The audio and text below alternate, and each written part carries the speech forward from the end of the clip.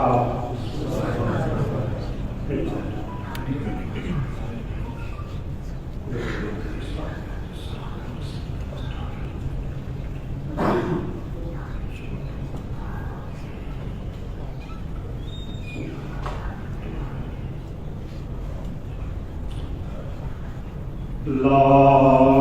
حول ولا قوة إلا بالله العلي العظيم. أعوذ بالله من الشيطان الرجيم. بسم الله الرحمن الرحيم.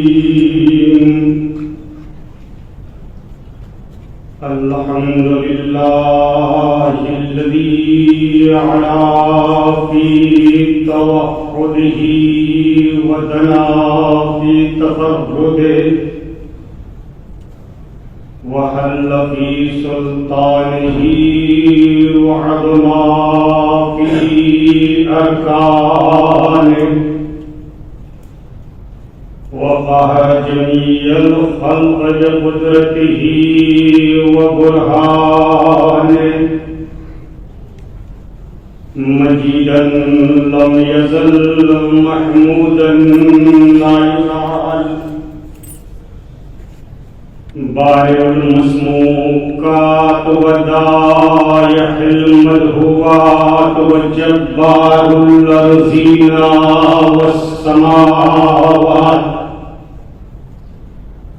الصلاة والسلام والتحية والإكرام على العبد الممجد والرسول المسدد والنبي المهذب والحبيب المنتخب وبالقاسم محمد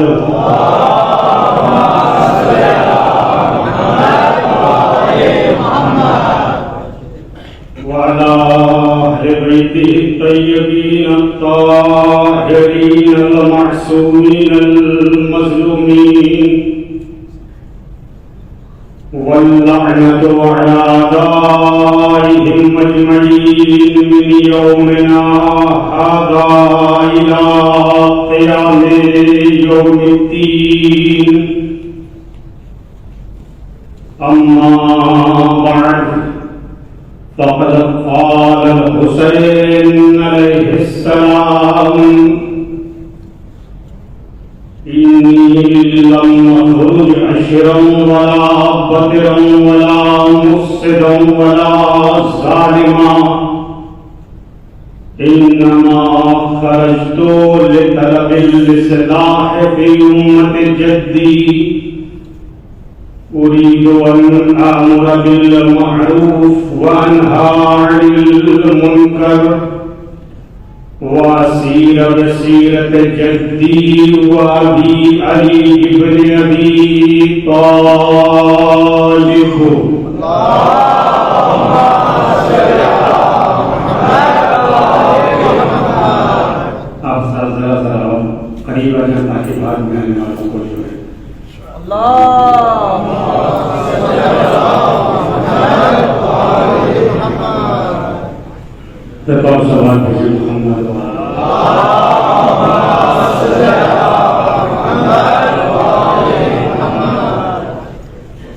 سرکار سید الشہداء نے ان فقرات میں اپنے قیام کے مقصد اور ہدف کو بیان کیا ہے. ان فقرات کے ذیل میں امام حسین اور اصلاح معاشرہ کے عنوان سے آپ کی خدمت میں گفتگو جاری اور ساری ہے. سرکار سید الشہداء نے اپنے اس وصیت نامے میں جو آپ نے اپنے بھائی محمد حنفیہ کو تحریر کر کے دیا تھا، اس میں آپ نے اپنے قیام کے مقصد اور ہدف کو بیان کیا کہ میں کس لیے قیام کر رہا ہوں۔ ممکن ہے کہ انسان گفتگو کو بھول جائے۔ مثال کے طور پر میں یہاں آیا، میں نے تقاریر کی، ممکن ہے آپ کے ذہن میں باتیں رہے یا نہ رہے، لیکن جن باتوں کو میں لکھ کر چلا جاؤں وہ آپ تک محفوظ نہیں تھی۔ سرکار سید الشہداء نے جب مدینہ سے آپ چلنے لگے تو آپ نے وصیت نامہ لکھ کر دیا اپنے بھائی محمد حنفیہ کو، تا قیام قیامت دنیا جان لے کہ حسین بن علی کے قیام کا مقصد کیا تھا۔ کربلا ایک گونگی تاریخ رہی ہے کہ ہم بتائیں کہ کربلا کے قیام کا مقصد کیا تھا۔ کربلا ایک بولتی ہوئی تصویر ہے۔ سرکار سید الشہداء اپنے قیام کے مقصد کو بیان کر رہے ہیں کہ میں کس لیے مدینہ چھوڑ کر جا رہا ہوں۔ بہت ہی اہم گفتگو آپ کی خدمت میں اصلاح معاشرہ اور حسین بن علی کے عنوان سے پیش کر رہا ہوں۔ مولا نے اپنے بھائی محمد حنفیہ کو یہ تحریر وصیت نامہ لکھا اور اس میں آپ نے تحریر فرمایا، دنیا جان لے انی لم اخرج اشر ولا فترا، دیکھو میں شر و فساد کے لیے نہیں جا رہا ہوں، میں تفریح کے لیے نہیں جا رہا ہوں، میں سیر کے لیے نہیں جا رہا ہوں، گزرانی کے لیے نہیں جا رہا ہوں، ولا مفسد ولا ظالم، اور نہیں میں فتنہ پیدا کرنے کے لیے جا رہا ہوں، نہیں میں فساد پیدا کرنے کے لیے جا رہا ہوں۔ دنیا حسین بن علی کے قیام کے مقصد کو سمجھے، اور ظاہر سی بات ہے 10 دنوں میں حسین بن علی کے قیام کے مقصد کو سمجھنا بھی ہمارے لیے ضروری ہے کہ سرکار حسین بن علی نے قیام کیا۔ آپ نے فرمایا میں سیر و تفریح کے لیے نہیں جا رہا ہوں، میں فتنہ برپا کرنے کے لیے نہیں جا رہا ہوں، میں فساد برپا کرنے کے لیے نہیں جا رہا ہوں۔ انما منحصر لفظ کیا سرکار سید الشہداء نے، فقط اور فقط انما خرجت لطلب الاصلاح فی امت جدی، میں نانا کی امت کی اصلاح کی خاطر کربلا جا رہا ہوں، میں کسی اور خاطر کربلا نہیں جا رہا ہوں۔ انما خرجت لطلب الاصلاح فی امت جدی، میں اپنے نانا کی امت کی اصلاح کی خاطر کربلا جا رہا ہوں۔ وَأُرِيدُ أَنْ آمُرَ بِالْمَعْرُوفِ وَأَنْهَى عَنِ الْمُنكَرِ، اور میں امر بالمعروف اور نہی عن المنکر کے خاطر جا رہا ہوں۔ وَأَسِيرَ بِسِيرَةِ جَدِّي وَأَبِي، اور میں اپنے نانا اور بابا کی سیرت پر عمل کرنا چاہتا ہوں۔ یہ سرکار سید الشہداء جو بات ہے وہ وصیت نامہ ہے جو آپ نے تحریر کیا کہ امام کے قیام کا مقصد، امام کے تحریک اور نہضت کا مقصد اصلاح معاشرہ ہے۔ اصلاح معاشرہ کے خاطر سرکار حسین بن علی نے قیام کیا۔ اب غور فرمائیں، کربلائی معاشرہ جو بہترین معاشرہ تھا، قربانی کربلائی معاشرہ نے دی، اصلاح امت کے خاطر یہ قربانی پیش کی۔ ہمیشہ قربانی جو ہوتی ہے اپنے سے افضل کے لیے ہوتی ہے، بہتر کے لیے ہوتی ہے۔ کربلائی معاشرہ نے جو قربانی پیش کی، جو کائنات کا سب سے بہتر معاشرہ تھا، آپ بتائیے کیا قربانی آپ لوگوں کے لیے، اس معاشرے کے لیے جو معاشرہ وجود میں ہے؟ کربلا کا بہترین معاشرہ، وہ سماج جو بہترین سماج ہے، قربان ہو گیا۔ کس سماج کے لیے؟ اسی سماج کے لیے۔ غور کرنے کی بات ہے، بہترین معاشرہ جو کربلا کا تھا، کربلائی سماج کا، ہمیشہ قربانی اپنے سے افضل کے لیے دی جاتی ہے۔ تو کربلائی معاشرہ جو قربان ہوا، کس لیے قربان ہوا، کس کے خاطر قربان ہوا؟ آج معاشرہ یہی معاشرہ جو ہمارے درمیان ہے، جہاں پہ جو فساد کی باتیں ہو رہی ہے، ظلم ستم کی گفتگو ہو رہی ہے، کیا اس معاشرے کے لیے بہترین معاشرہ قربان ہوا؟ نہیں، اس معاشرے کے لیے نہیں، بلکہ اصول اسلام کو بچانے کے خاطر یہ بہترین معاشرہ کربلا کے میدان میں قربان ہوا۔ ایک سوال ہے کہ محمد والے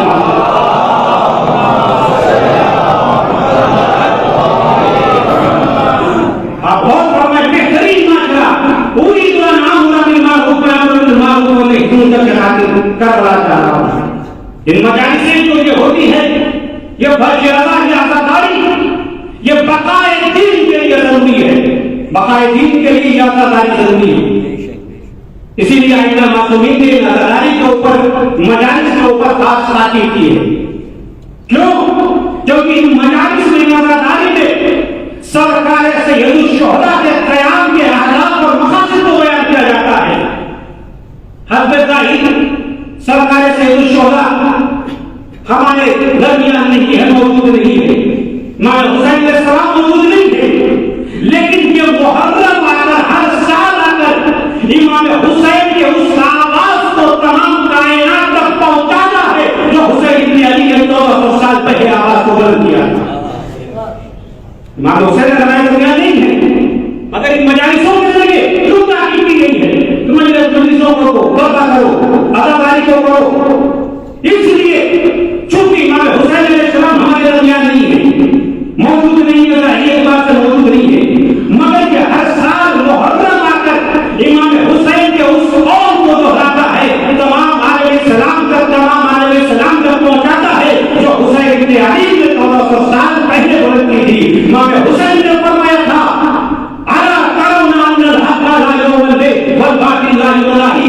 کیا تم لوگ نہیں دیکھ رہے ہو حق پر عمل نہیں ہو رہا ہے، باطل سے منع نہیں کیا جا رہا ہے.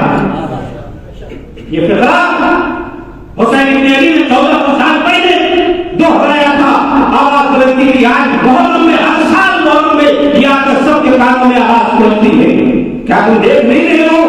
اور آج انسان غور کرے کہ اگر انسان دیکھ رہا ہے حق پر عمل نہیں ہو رہا ہے، باطل سے منع نہیں کیا جا رہا ہے، آج بدعت ترویج پا رہی ہے، سنت نبی کا خاتمہ ہو رہا ہے، تو پھر ضروری ہے حسینیوں کے لیے وہی انقلاب کو برپا کرے جو حسین بن علی نے برپا کیا.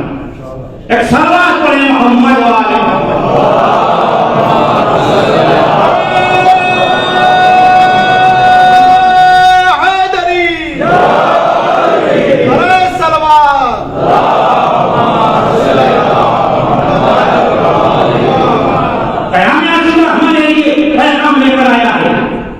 جو دین ہم کو عاشورہ سے ملا ہے، جو پیغام ہمیں عاشورہ سے ملا ہے، اصلاح معاشرہ بہت اچھی چیز ہے، معاشرے کی اصلاح کرنا بہت اچھی چیز ہے.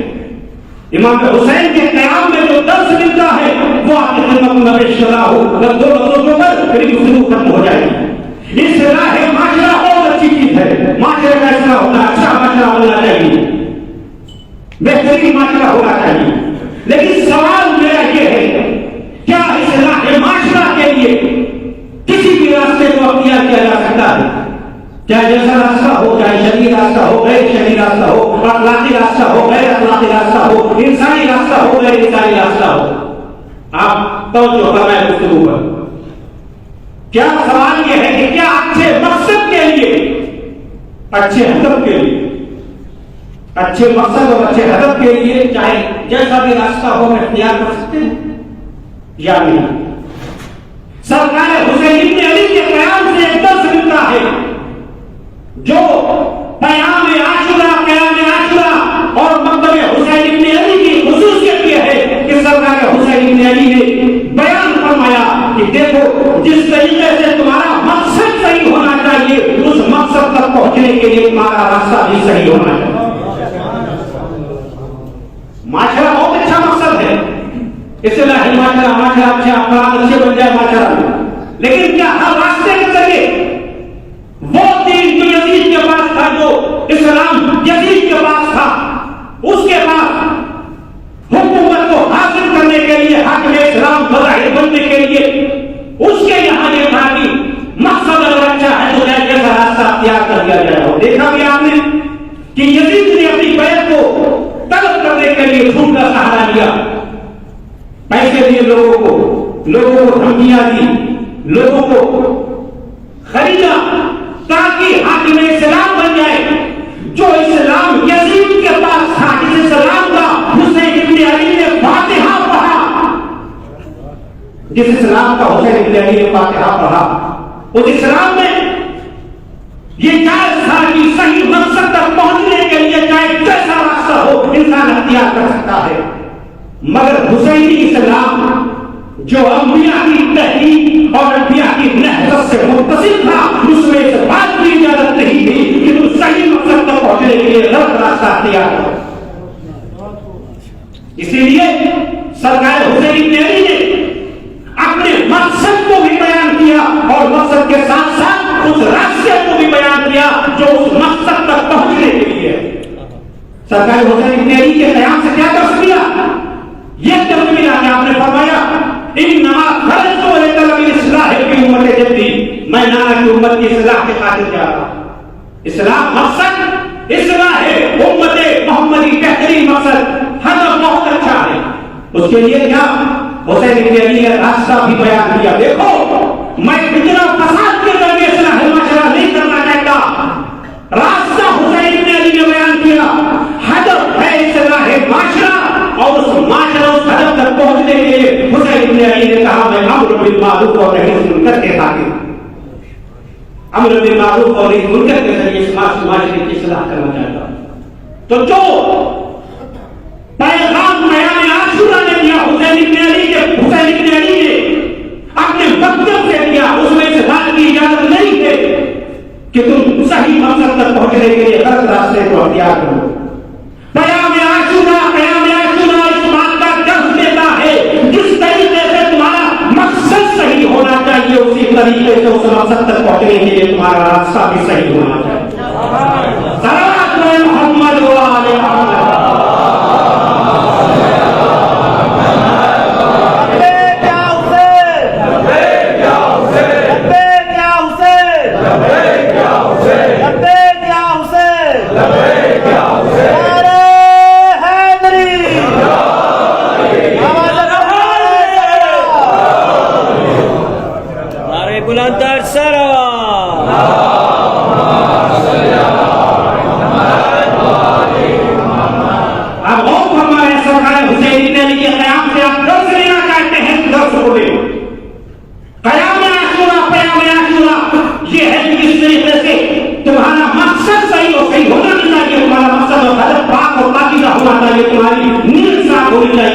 اور اس بات مقصد اور مقدس ہدف تک پہنچنے کے لیے سرکار حسین ابن علی نے کہا تمہارا راستہ بھی صاف پاک اور پاکیزہ ہونا چاہیے۔ سرکار حسین ابن علی اصلاح معاشرہ کرنا چاہتے ہیں، آپ نے بیان کیا میں فتنہ کے ذریعے فساد کے ذریعے ظلم کرنا نہیں چاہتا، ورنہ حسین ابن علی کربلا کی طرف نہ جاتے، شام کی طرف جاتے۔ حسین ابن علی نے آپ نے اپنا راستہ بھی بیان کیا، دنیا جان لے کہ میں حسین ابن علی اصلاح کرنا چاہتا ہوں، اور اصلاح کے لیے جو میں راستہ اختیار کر رہا ہوں امر بالمعروف اور نہی عن المنکر کا ہے۔ وہ راستہ ہے جو میری نانا نے ہدایت کے لیے اختیار کیا تھا، میرے بابا کی جو سیرت کی ہدایت کے لیے، اس راستے پر میں چلنا چاہتا ہوں۔ اسی لیے مولا کائنات علی ابن ابی طالب علیہ السلام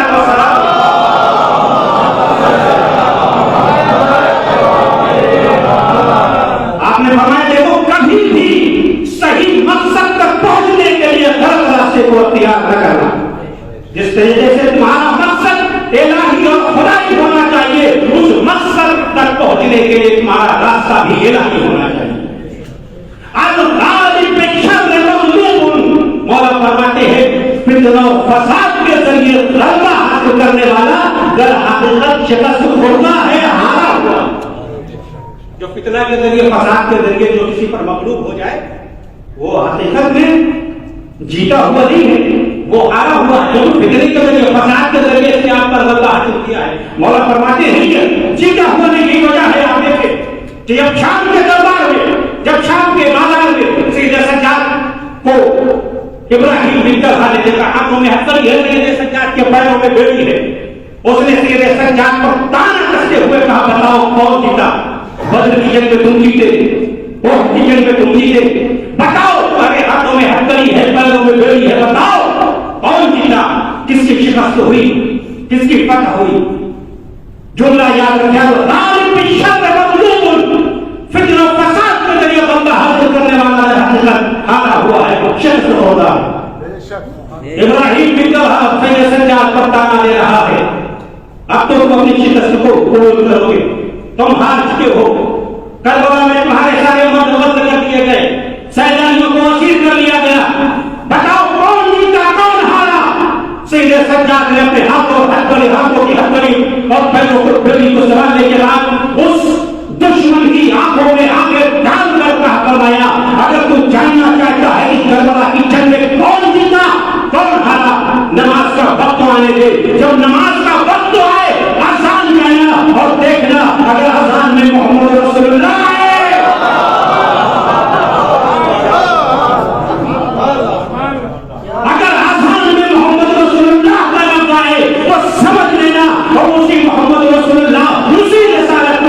के लिए करबला गए थे। सल्लल्लाहु अलैहि मोहम्मद वाले मोहम्मद।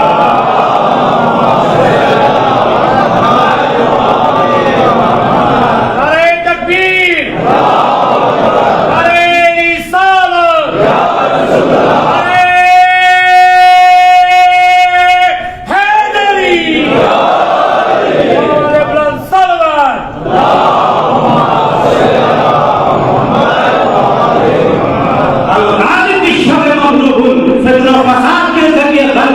करने वाला जब हक का शिकस्त खाया हुआ होता है, इसमें शिकस्तों का दारोमदार कत्ल होना या कत्ल करना नहीं है, बल्कि मकसद की बका है। अगर मकसद जिंदा है तो समझ लो हम जीत गए। सल्लल्लाहु अलैहि मोहम्मद वाले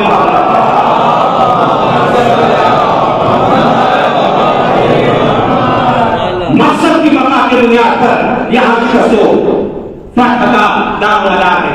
तो आदम विशाल मखलूक और फितना के जरिए बर्बाद के जरिए नहीं, इस्लाह माशरा हो सही रास्ते के जरिए। सरकार हुसैन इब्न अली ने अपने क़याम में बताया कि देखो मैं इस्लाह माशरा करना चाहता हूँ, ना कि उम्मत बिगड़ती चली जा रही है, ये माशरा बिगड़ता चला जा रहा है। अब ये भी गौर की बात है, गौर करने की बात है कि सरकार हुसैन इब्न अली ने ये नहीं कहा मैं यजीद की सलाह के लिए जा रहा हूँ, क्योंकि यजीद सलाह आई ही नहीं तो उसकी सलाह की जाए। यजीद सलाह नहीं बचा तो उसकी सलाह की जाए।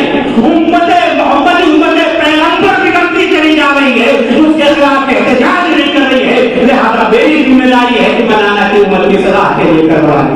एक सलवात पढ़े मोहम्मद वाले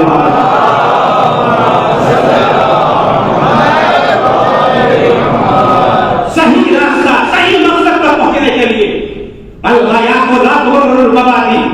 मकसद का अच्छा होना रास्ते को अच्छा नहीं बनाता। सरकार हुसैन इब्न अली ने कहा मकसद सही, रास्ता सही और मकसद उसके साथ साथ मकसद भी सही। कभी भी सरकार हुसैन इब्न अली ने, आप सीरत सरकार से दुशोदा का मुराजा कीजिए, कहीं भी सरकार से दुशोदा ने अपने मकसद तक पहुंचने के लिए गैर अखलाकी, गैर इंसानी, गैर शरई रास्ते को अख्तियार ही नहीं किया। हक तक पहुंचने के लिए हक का रास्ता अख्तियार किया। हक वाले हक तक पहुंचने के लिए हक ही का रास्ता अख्तियार करते हैं। आप बताइए कितना बेहतरीन वक्त था मौका का सरकार से दुश्मन के लिए भूल का रास्ता है। 1000 जवानों से जवान है, असलहे से लैस है, प्यासा है, अगर कुछ देर में पानी न मिला तो ये हलाक हो जाएंगे। दुश्मनों का गलबा हासिल करना अच्छा मकसद है ना। सरकार से शोधा के लिए कितना अच्छा मौका था कि हजारों दुश्मन से नजात पा जाते हैं, मगर इस्लामी कदरें पामाल हो जाती। इस्लामी कदरें पामाल हो जाती अगर हुसैन इब्न अली उनको प्यासा छोड़ देते, आप वो प्यासे मर जाते। हुसैन इब्न अली ने कहा ये पानी पिलाया जाए, क्योंकि मैं इसके जरिए, मैं शर के जरिए, मैं फितने के जरिए दुश्मनों पर गलबा हासिल नहीं करना चाहता। कितना बेहतरीन मौका था सरकार से दुश्मन के। और आप मिलाकर तारीख को देखिए कि कभी भी अंबिया इलाही और सुलह इलाही में मासूमीन ने हद तक पहुंचने के लिए, अपने मकसद और हद तक पहुंचने के लिए गलत रास्ते को अख्तियार नहीं किया, गैर अखलाकी, गैर शरई रास्ते को अख्तियार नहीं किया। आज सरकार हुसैन इब्न अली ने उनके लश्कर को पानी पिला दिया। मकसद कितना बेहतरीन मकसद था, दुश्मनों पर गलबा हासिल करना, मगर नहीं, प्यासा मारकर हुसैन इब्न अली गलबा हासिल नहीं करना चाहते। सीरत को मिलाइए कि कल जब मौलाए कायनात ने जंग सिफ़ीन में दरिया के ऊपर कब्जा किया دریا کے اوپر مولا کائنات نے جب قبضہ کیا، علی کی فوج نے قبضہ کیا، تو فوجیں حاکم شام کہنے لگی جس طریقے سے ہم نے پانی بند کر دیا تھا یہ بھی پانی بند کر دیں گے، ہم پیاسے مر جائیں گے لیکن جیت جائیں گے۔ حاکم شام نے کہا نہیں، علی کو خوب جانتے ہیں، علی کو خوب جانتے ہیں۔ عقبۃ النساء جلدنا مصر علی ابن ابی طالب، عرب کی عورتیں باز ہیں علی جیسے شیر کو پیدا کرنے کے لیے۔ یہ حاکم شام کہہ رہا، وہ کہہ رہے ہیں ہم پیاسے مر جائیں گے، ہم شکست کھا جائیں گے، لیکن دنیا نے دیکھا کہ علی کی فوج نے قبضہ کرنے کے بعد پانی ان کے لیے باہر کر دیا، آزاد کر دیا، اور دنیا والوں کو یہ بتا دیا دیکھو ہم شر کے ذریعے غلبہ حاصل نہیں کرنا چاہتے۔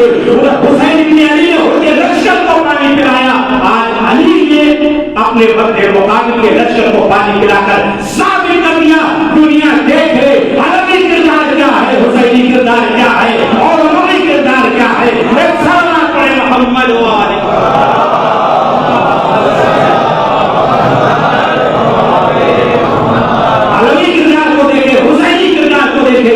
اور ساتھ ہی ساتھ عربی کردار کو دیکھیں۔ کبھی بھی ائمہ معصومین نے حد تک پہنچنے کے لیے باطل کا راستہ اختیار نہیں کیا۔ مقصد اچھا ہے، مقصد اچھا ہے، آپ کا اچھا مقصد ہے تو اس مقصد تک پہنچنے کے لیے صحیح راستہ ہونا چاہیے۔ اسلام اس بات کی اجازت نہیں دیتا کہ تم صحیح مقصد تک پہنچنے کے لیے غلط راستہ اختیار کرو، چاہے شرعی راستہ ہو یا غیر شرعی راستہ ہو۔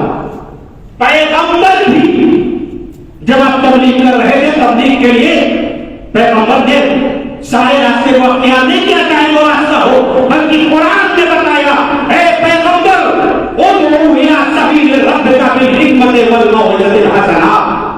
پیغمبر آپ ان کو ہدایت کرنا چاہتے، مقصد آپ کا بہت اچھا ہے، لیکن موعظہ حسنہ اور حکمت کے ذریعے بھی تبلیغ کی۔ مولا کائنات نے بھی یہی راستہ اختیار کیا۔ آپ کے سامنے ایک شخص آیا، اس نے کہا اے علی، حاکم شام آپ سے زیادہ ہوشیار ہے، آپ سے زیادہ زینت ہے۔ مولا نے فرمایا واللہ ما هو اضحى مني، خدا کی قسم وہ مجھ سے زیادہ ہوشیار نہیں ہے، بلکہ وہ مکر کر رہا ہے، فریب کر رہا ہے، اور میرے نزدیک مکر و فریب جائز نہیں ہے۔ اگر مکر و فریب جائز ہوتی تو عرب کا سب سے بڑا سیاستدان میں ہوتا۔ صلوات پڑھیں محمد و آل محمد۔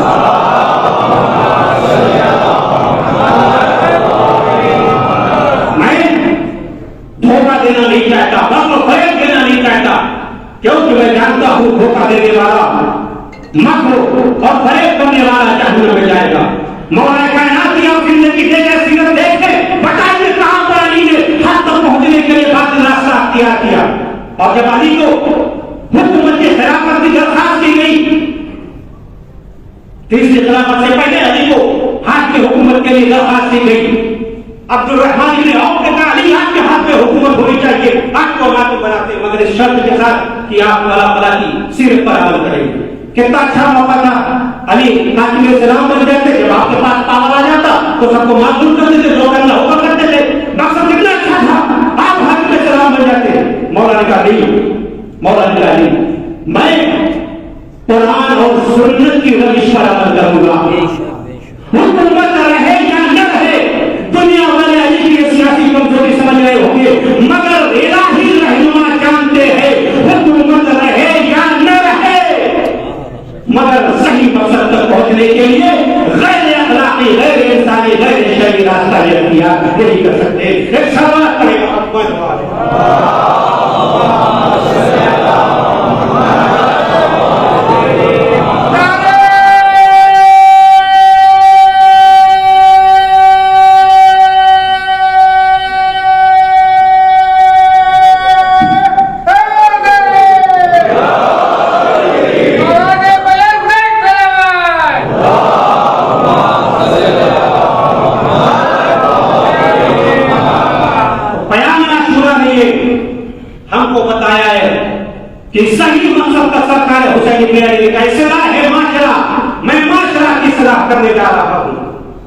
معاشرے کو اچھا بنانے جا رہا ہوں. معاشرہ بگڑتا چلا جا رہا ہے. ہماری ذمہ داری حسین بن علی برداشت نہیں کر سکتا.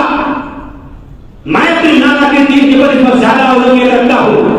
میں اس امت کو بگڑتے ہوئے نہیں دیکھ سکتا. میں اس راہ کے خاطر قربانی پیش کروں گا. اس کے بعد سرکار حسین بن علی نے کہا اريد ان امر بالمعروف امر بالمعروف اور نہی عن المنکر. دونوں چیزیں سرکار سے جو شہدا نے اپنے فقہ میں بیان کیا, اپنے مقصد قیام کو بھی بیان کیا اور مقصد قیام کے خاطر جو راستہ کیا اسے سرکار سے جو شہدا نے بیان کیا. اسلام کا اس بات کی اجازت نہیں دیتا. ہمارے مذہب میں ایسا نہیں کہ بعض افراد ایسے ہوتے ہیں وہ کہتے ہیں کہ ہمارا مقصد اچھا ہے چاہے راستہ ایسا اختیار کر دیا جائے. ہوتا ہے نا, کہتے ہیں کہ الغایات تبرر المبادی. اگر مقصد اچھا ہو تو مقصد خود بخود راستے کو اچھا بنا دیتا ہے. یہ کہا جاتا ہے. ہمارے یہاں ایسا نہیں کہ آپ چاہے جیسا راستہ اختیار کریں. مثال کے طور پر آپ مسجد بنانا چاہتے ہیں. مسجد بنانا بہت اچھا مقصد ہے. ہدف پہ بڑی نماز ہوگی, لوگ نماز پڑھیں گے, تعلیمات اسلام بیان کیا جائے گا مسجد میں. تعلیمات مقصد کتنا اچھا ہے, بہت اچھا ہے. ہدف آپ کا کیا ہے؟ ظاہر سی بات ہے خدا ہے. مسجد بنوا رہے ہیں اور حدیث میں ہے کہ جو دنیا میں اللہ کا گھر بناتا ہے اللہ جنت میں اس کے لیے گھر بنا دیتا ہے. بڑی تاکید کی گئی ہے مسجد بنانے کے لیے. مقصد بہت اچھا ہے. مثال پیش کر رہا ہوں, مقصد بہت اچھا ہے. ظاہر سی بات ہے مقصد اچھا ہے. مسجد بنانے کے لیے پیسوں کی چندوں کی ضرورت ہوگی. اب ظاہر سی بات ہے جو بانی مسجد تھے انہوں نے کہا ظاہر سی بات ہے اس طریقے سے آسانی سے انسان چنگا دے دے رہی, تو انہوں نے بیان نصیب لی اور ایک صاحب کے گھر میں جانے کے بعد ان سے کہا کہ آج میں نے خواب میں دیکھا کہ جنت میں آپ گھر بنوا رہے ہیں. جنت میں گھر بنا رہے. کا ماجرا کیا ہے؟ کہا جناب میں مسجد کے چندے کے لیے آیا ہوں. ظاہر سی بات آدمی خوش ہو جائے گا. انہوں نے خواب بھی دیکھا ہے کہ جنت میں گھر بن رہا ہے. انہوں نے فوراً نکال کے 5,000 روپے کا رسید جو ہے کٹوایا. دوسرے افراد دوسرے کے پاس آئے اور اس کے بعد بھی جو ہے ان کی بھی اس طریقے سے 2-4 فضیلتیں بیان کی. شام تک ان کا کام بیچارے کا گھوم گھوم کے پورے معاشرے میں یہی ہے کہ لوگوں سے چندہ وصولی کرے. مقصد کیا ہے؟ مسجد بنوانا. لیکن جو راستہ اختیار کر رہے ہیں وہ راستہ کیا ہے؟ جھوٹ کا راستہ ہے, فریب کا راستہ ہے. تو کیا اسلام اس بات کی اجازت دیتا ہے آزادی کی سرکار سے شہرا کرنا ہے؟ مقصد بہت اچھا ہے, ہدف بہت اچھا ہے. میں معصومیت نے تحقیق کی ہے, مجلس کیجیے, ماتم کیجیے, عزاداری کیجیے, عزاداروں کو کھانا کھلائیے. بہت اچھا مقصد, بہت زیادہ ثواب ہے. اس کا حساب و کتاب نہیں, اتنا ثواب ملے گا. لیکن اس کے لیے ظاہر سی بات ہے مجلس کرنے کے لیے پیسے کی ضرورت ہے. اب انسان کہتا ہے کہ جیسا بھی پیسہ ہو حسین کی مجلس سے لگا دیا جائے. عزاداری سرکار سید الشہداء کرنا ہے. مقصد اچھا ہے, مقصد راستے کو خود بخود اچھا بنا دیتا ہے. میرے عزیزو, اسلام کا کہاں اس بات کی اجازت نہیں دیتا کہ تم صحیح مقصد تک پہنچنے کے لیے غلط راستہ اختیار کرو. اسلام یہ کہتا ہے جس طریقے سے تمہارا مقصد صحیح ہو اسی طریقے سے اس مقصد تک پہنچنے کے لیے صحیح راستہ اختیار کرو. ارے بلند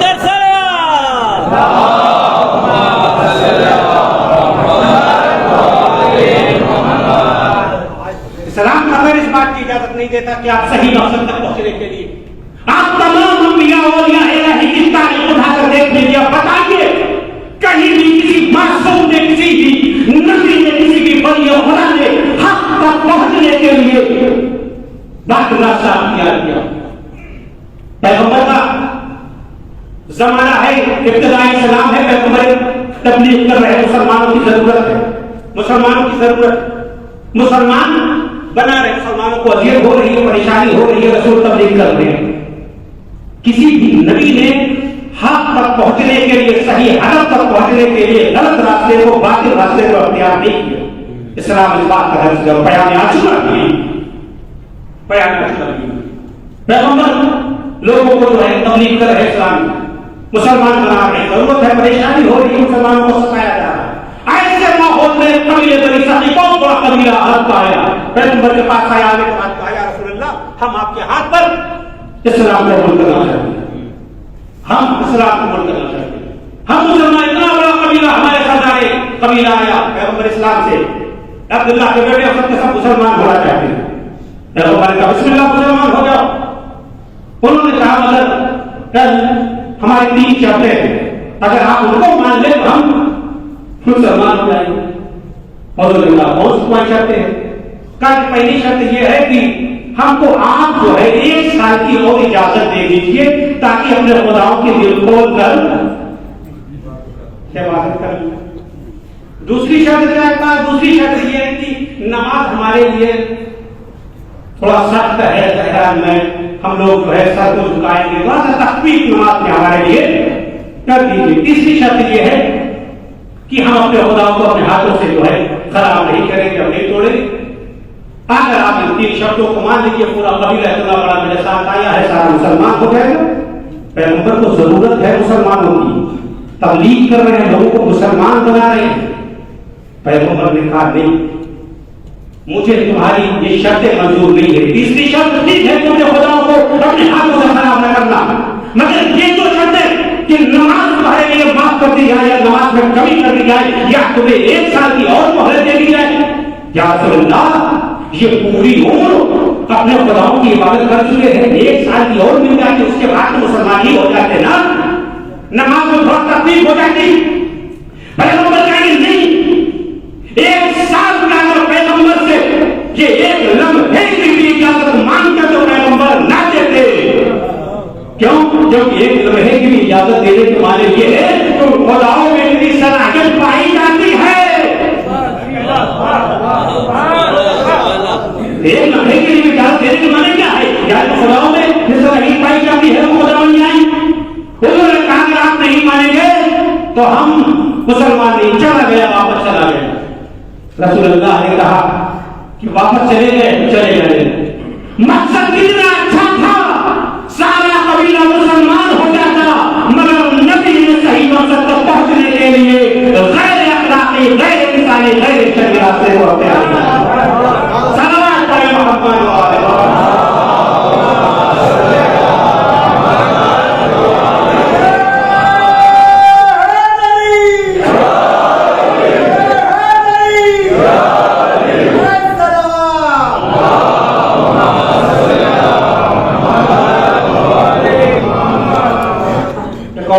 محمد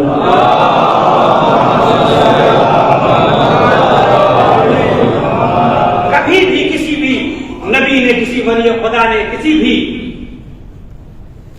ائمہ معصومین میں سے آپ پوری تاریخ ائمہ معصومین کو اٹھا کر دیکھ لیجیے, کبھی بھی کسی امام نے, کسی نبی نے, کسی ولی نے صحیح مقصد تک پہنچنے کے لیے غلط راستے کو اختیار نہیں کیا. اور ہم نے بھی یہی درس دیا, دیکھو تم بھی تمہارا مقصد بھی صحیح ہونا چاہیے اور مقصد تک پہنچنے کے لیے تمہارا راستہ بھی صحیح ہونا چاہیے.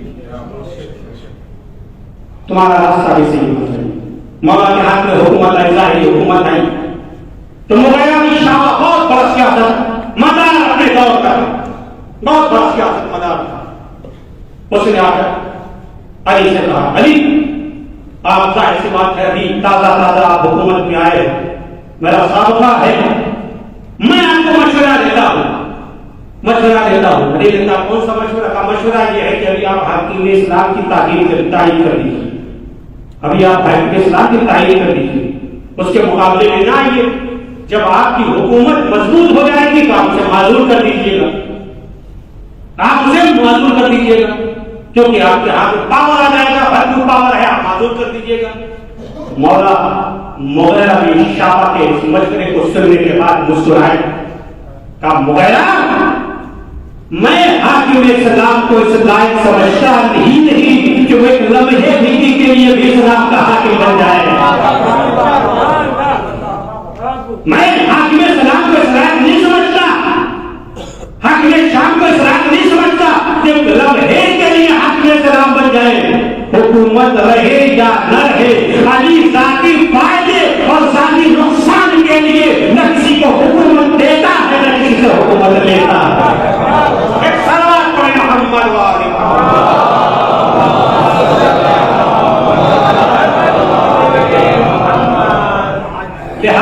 اٹھا کر دیکھیں، تاریخ اٹھا کر دیکھیں، کبھی بھی نبی نے کسی ولی تمہارا راستہ بھی صحیح ہونا چاہیے اور اس راستے تک پہنچنے کے لیے تمہارا مقصد بھی صحیح ہونا چاہیے اور مقصد تک ہدف تک پہنچنے کے لیے تمہارا راستہ کبھی بھی مقصد کا اچھا ہونا راستے کو اچھا نہیں کرتا. یہی قیام عاشورہ بیان عاشورہ مکتب حسین ابن علی کی خصوصیت ہے. تو حسین ابن علی نے بتا دیا ہمارا مقصد بھی صحیح تھا اور اس مقصد تک پہنچنے کے لیے ہم نے راستہ بھی صحیح کیا. اور ظاہر سی بات ہے کہ حسین ابن علی نے اپنے مقصد تک پہنچنے کے لیے عظیم قربانی پیش کی. عظیم قربانی سرکار سے الشہداء نے پیش کیا.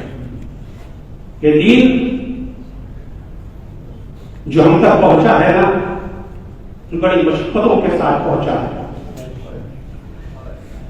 بڑی محنتوں کے ساتھ پہنچا ہے. یہ دین کے لیے سرکار سے الشہداء نے ائمہ معصومین نے بڑی قربانیاں پیش کی ہے. رسول اللہ نے بڑی محنتیں کی ہے اس دین کے لیے. اسی لیے اللہ کے رسول جاتے جاتے یہ کہتے ہیں دیکھو اے مسلمانوں تم سے اجر رسالت میں کچھ نہیں چاہتا سوائے یہ کہ ہمارے قرابت داروں سے محبت ہے، ہمارے قرابت داروں سے محبت ہے، اس کے علاوہ کچھ نہیں چاہتا. رسول جاتے جاتے قرابت داروں سے محبت کا تقاضا کر رہے ہیں. اب آپ یہ بتائیے کیا محبت کا تقاضا یہی تھا فاطمہ کے گھر میں آپ ماتا ہو گیا آپ کی آنکھیں نہ ہوگی اللہ نے آواز پر رحمت نازل کرے. کیا محبت کا تقاضا محبت کا تقاضا یہی تھا کہ فاطمہ کے گھر میں آپ نہ کرے. فاطمہ کی فصیلت ہوتی ہے فاطمہ کا چلتا ہوا دروازہ گرایا جائے.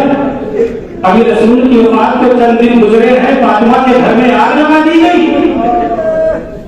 کیا یہی محبت کا تقاضا ہے یا یہ محبت کا تقاضا تھا کہ علی کے سر کو دوبارہ کر دیا جائے؟ کیا محبت کا تقاضا یہ تھا کہ امام حسین مشتبہ کو زہر دے دیا جائے؟ کیا محبت کا تقاضا یہ تھا کہ حسین پر پیارا وطن مدینہ چھوڑنے کو حسین پر مجبور کر دیا جائے؟ حسین پر ایسا وقت آ جائے کہ حسین کو اپنا پیارا وطن مدینہ چھوڑنے پر حسین مجبور ہو جائے. یہی وجہ ہے کہ جب بیعت کا مطالبہ ہوا حسین بن علی اپنے نانا کے روضے پر آئے. نانا آپ کی قبر کا مجاور تھا. یہ مدینہ اب حسین کے رہنے کے لیے پیدل شہدی روضے احمد کو سدھارے تربت سے صدا آئی کی آہا پیارے. تعویذ سے شبیر لپٹ کر یہ پکارے ملتا نہیں ہے چین نواسے کو. خط کیا ہے دی اجل کا پیام آیا ہے نانا اب آخری رخصت کو غلام آیا ہے نانا. نانا مدینہ چھوڑنے کا دل نہیں چاہتا مگر نانا مدینے کی زمین حسین پر ترنگ کر دی گئی ہے. اے نانا حسین مدینہ چھوڑ رہا ہے. حسین مدینہ چھوڑنے پر آمادہ ہوئے. قافلہ تیار ہوا، محفل تیار ہوئی. حسین مدینے سے جا رہے ہیں، ہر طرف سے الوداع الوداع کے نعرے بلند ہو رہے ہیں. ایک راویہ کہتی ہے کہ میں اہل بیت کی خدمت کے لیے مدینہ گئی اور اتفاق سے میں اس وقت پہنچی جب یہ قافلہ مدینہ سے کربلا کے لیے جا رہا. مدینہ سے جا رہا میں نے دیکھا ایک مقام پر میں رک گئی. میں نے دیکھا کہ محفلیں لگی ہوئی ہیں اور بیویاں سوار ہو رہی ہے. وہ راویہ کہتی ہے کہ میں دور سے ایک مقام پر رک کر اس منظر کو دیکھنے لگی. میں نے دیکھا کہ یہ ایک بیوی محفل میں سوار ہو رہی ہے. اللہ سلامت رکھے اور ماں بیان رکھتے ہیں. سنو گے تمہا اور راویہ کہتی ہے میں نے دیکھا ایک بیوی محفل میں سوار ہو رہی ہے. میں نے دیکھا ایک بیوی بیت الشرف سے ساتھ نکلی، اس کے ساتھ ساتھ ایک جوان میں نے پوچھا یہ کون ہے؟ کسی نے کہا یہ علی اکبر ہے اور وہ بیوی ان کی ماں میں لیلا۔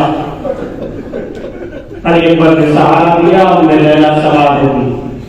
کچھ دیر کے بعد بیت الشرف سے خاتون ایک مزدور اور نکلی، ان کے ساتھ ساتھ ایک نوجوان ہے۔ میں نے پوچھا یہ کون ہے؟ کسی نے کہا وہ پروا ہے، ان کا بیٹا قاسم ہے۔ ایک ایک بیوی سوار ہو رہی، اس کے بعد وہ کہتی ہے میں نے دیکھا ہے کہ وہ ایک بیوی نکلی جن کی آنکھوں میں چھوٹا سا بچہ تھا۔ میں نے کہا یہ کون ہے؟ کسی نے کہا یہ علی اصغر ہے، وہ میرا باپ ہے، وہ میرا باپ بھی سوار ہوگی۔ قرآن کہتی ہے منظر دیکھ رہی تھی بیویاں محل میں ایک کر سوار ہو رہی تھی۔ ایک مرتبہ میں نے دیکھا کہ مرتبہ ایک ہلچل ہوئی، بنی ہاشم کے جوان ادھر ادھر بھاگنے لگے، عباس آگے بڑھے۔ ایک مرتبہ میں نے پوچھا یہ کون ہے؟ کسی نے کہا علی کی چھوٹی بیٹی ام کلثوم رضی اللہ عنہا۔ اللہ سلامت رکھے۔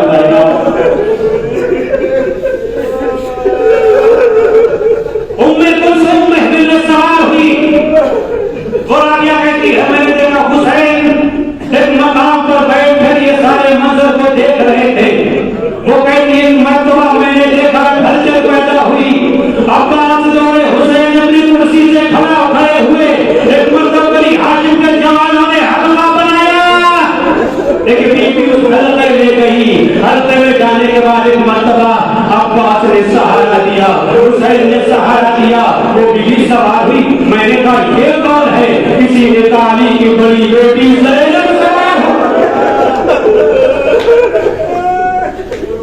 علی کی بڑی بیٹی زینب سوار ہوئی۔ زینب محل میں سوار ہو۔ زینب دیکھ رہی ہے نا کہ بڑے شان و شوکت سے عباس آج سوار کر رہے ہیں، بنی ہاشم کے جوان سوار ہو رہے ہیں۔ زینب جب سوار ہو گئی تو علماء کہتے ہیں جناب زینب نے کہا بھیا بات وعدہ کر لو، جس طریقے سے لے جا رہے ہو اسی طریقے سے واپس لے آؤ گے۔ اے بھیا بات جس طریقے سے لے جا رہے ہو اسی طریقے سے واپس لے آؤ گے۔ عباس سر جھکائے ہوئے ہے، عباس نے کچھ کہنا چاہا، حسین نے شان عباس پر ہاتھ رکھا ہے، بھیا بات وعدہ نہ کرنا، اے بھیا بات وعدہ نہ کرنا ورنہ قیامت پر برابر آ جائے گی۔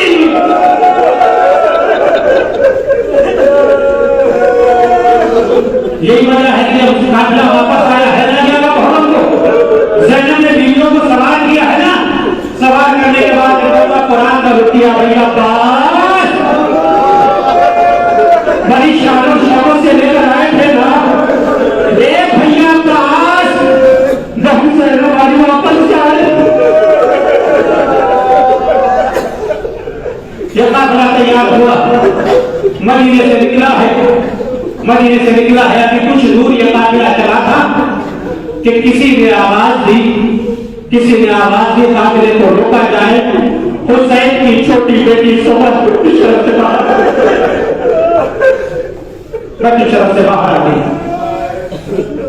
جناب زہرا کو حسین نہیں لے، اس کی کئی وجہ تھی، اس میں ایک وجہ یہ تھی سارے قصائد حسین لکھتے ہیں کیونکہ جناب زہرا بی بی فاطمہ سے بڑی شریف، حسین جانتے تھے کہ شہادت کے بعد بھی کیا حاصل کر لی جائے گی، حسین کو سب کچھ بادشاہ میری تم بیمار ہو، بیٹی کو نہیں لے کرتے۔ زہرا باہر آ گئی ہے، حسین آئے، علی آئے، یہ بیٹی تم نے تو اکثر کر دیا تھا، کہا بابا ایک مرتبہ بھی علی اصغر سے ملنا۔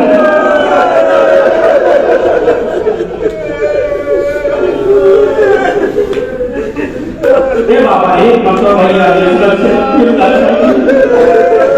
اللہ اللہ مہدی نے بتائی گئی، روا مہدی سے اتری، سہرا نے علی اصغر کو فون میں دیا اور کہا جاؤ خدا جاؤ خدا۔ کسی نے کہا سہرا اس سے کے بچے بغیر شیر کے نہیں رہ سکتے، کہا میں شیر شادی کے لیے ذریعہ کی عورتوں کو ملوا لوں، مگر میں اصغر کے بنا نہیں رہ سکتی۔ مطلب آپ آگے بڑھی اور یہ اصغر کو لینا چاہتی ہے، میں اصغر نہیں ہے۔ ایک مرتبہ حسین